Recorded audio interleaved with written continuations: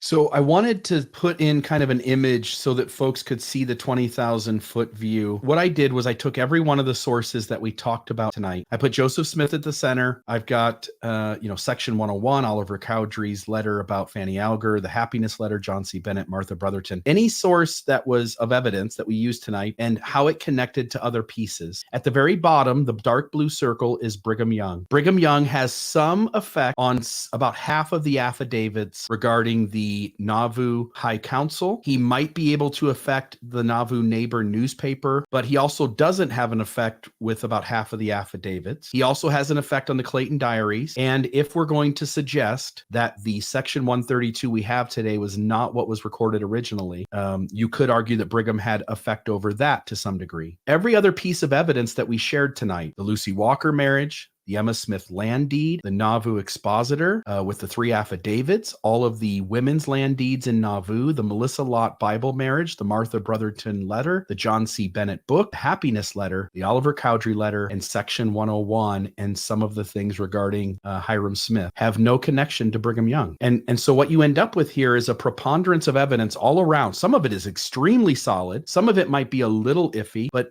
when you look at the overall view of the 20,000 foot view, you see that Joseph Smith, the patterns that he enacted on these women and with parents of children in order to procure these relationships. When you look at the data that's being shown, there's a consistent story going on where Joseph Smith is the author and perpetuator of polygamy. And that polygamy was not dynastic sealings. And that polygamy did not have to do with former times and not the modern moment. And you can see that from the council minutes, the city council minutes.